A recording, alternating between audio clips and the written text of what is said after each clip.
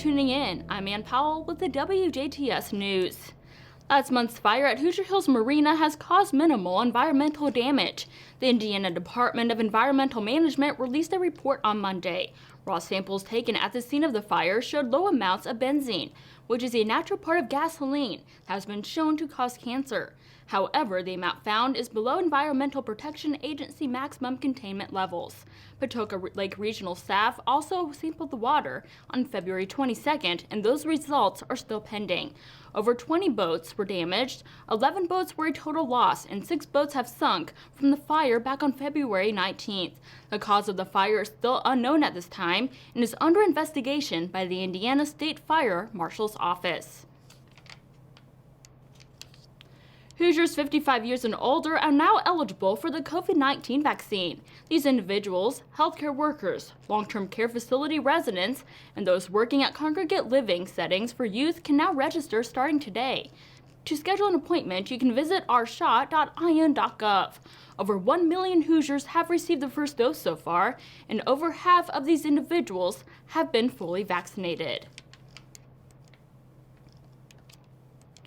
Indiana is expected to receive doses of the Johnson & Johnson COVID-19 vaccine. The Indiana State Department of Health expects the state's first shipment to come this week. The Hoosier state is set to receive over 53,000 doses of the newly approved vaccine. 20,000 of these doses are expected to be in the state by midweek.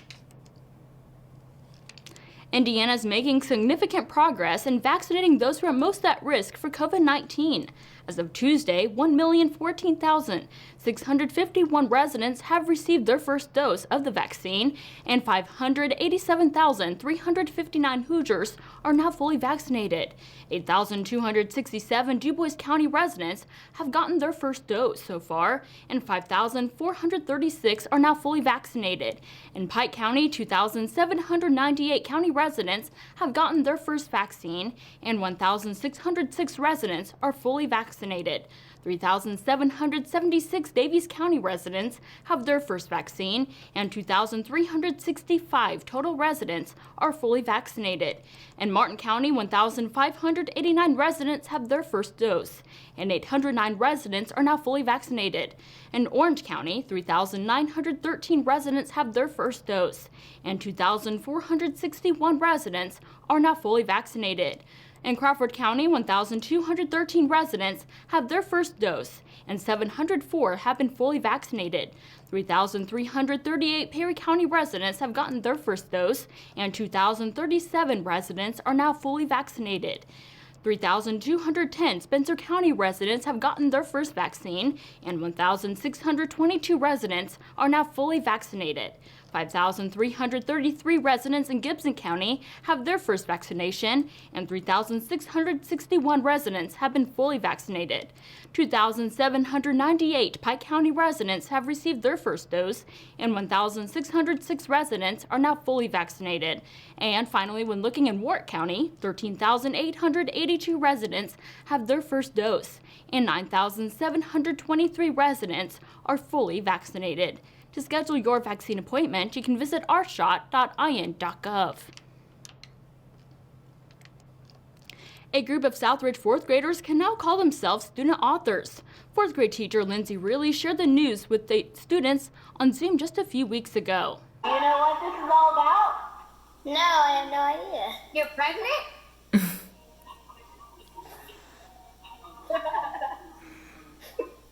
No? I don't know. You don't know? Ellie, do you know? Oh, you guys are published poets. Yes! Mom, I'm a published poet now! I know, I'm so excited. Hi! And the anthology finally emailed me because we mailed the letters in November. So they have been very anxious. You know, students are impatient, or children are just impatient. And so they'd always ask, have you heard? Have you heard? And so as soon as I heard, I thought, why don't I do a special Zoom video with the winners?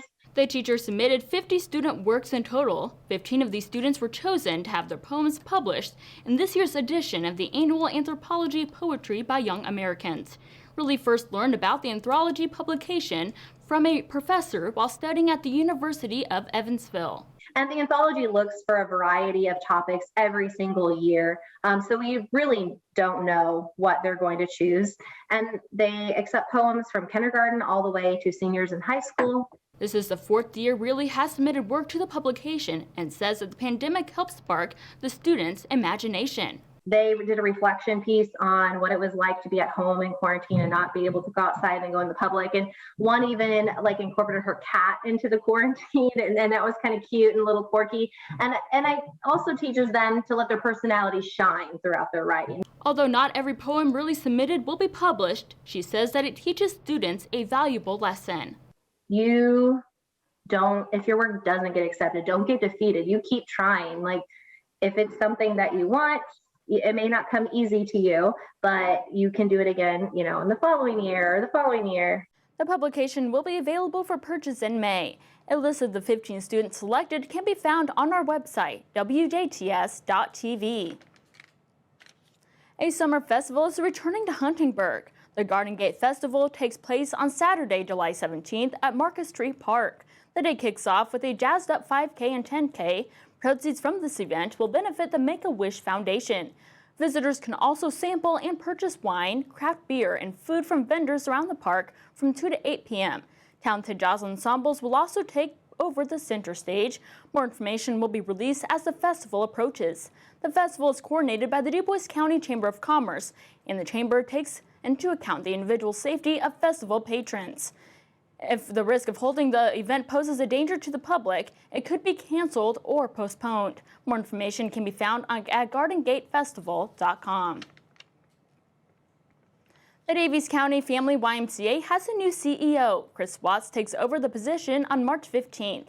In the past, Watts has served as an executive director of the YMCA of Central Florida and Brevard County in Titusville, Florida. Watts is replacing Tom Donahue, who recently retired after serving in the position for 24 years. Eligible donors in Daviess County are being asked to raise their sleeve next week. The American Red Cross is holding a blood drive at the Daviess County Sheriff's Department from 12:30 to 4:30 p.m. on Monday, March 15th in the APNEP training room. To register, you can call 1-800-RED-CROSS, visit redcrossblood.org, and enter DCSD WASH to schedule an appointment. Those who give blood between March 15th and March 26th will also get an exclusive Red Cross t-shirt while supplies lasts. Patoka Lake is springing into the season with a hike in just a few weeks. The lake's hike into spring is a 4-mile guided walk along the property's fitness trail. This trail is an extension of the paid bike trail with small patches of gravel.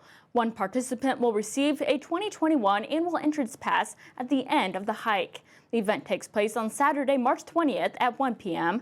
Hikers should meet at the modern campground parking lot next to the campground gatehouse. Face masks are required and participation is limited. Advanced registration is required by 2 p.m. on Friday, March 19th. To save your spot, you can call 812-685-2447. Specialty crop growers are now eligible for state funding. The Indiana State Department of Agriculture is seeking project applications from the state specialty crop industry for the U.S. Department of Agriculture's Specialty Crop Block Grant Program. The proposals must enhance the competitiveness of specialty crops in Indiana, which are defined as fruits, vegetables, tree nuts, horticulture, and nursery crops. The program offers federal funding annually to the State Departments of Agriculture to support their specialty crop industries. The allocation amount for Indiana is not yet known at this time. Applicants can include nonprofit or for-profit organizations, governments, and public or private colleges and universities. The ISDA encourages applicants to develop projects focused on issues including enhancing food safety, pest and disease control, developing organic and sustainable production practices, and developing local and regional food systems. Applications are due by 11:59 on March 15th and must be submitted online through the Indiana State Department of Agriculture's Grant Management Program. For more information and to apply, you can visit isda.in.gov/grants.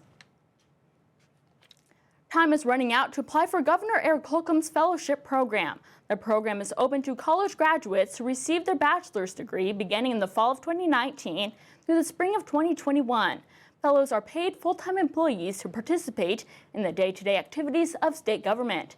Many fellowship participants have gone on to successful careers in both public and private sectors, with some serving at the highest levels of local, state, and federal government.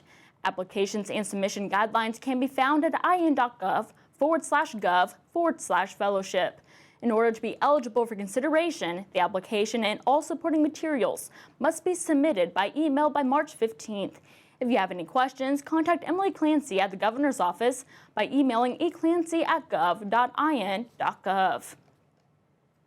And stay tuned, your weekly forecast and sports with Kirk Gooksell are still to come here on the WJTS News.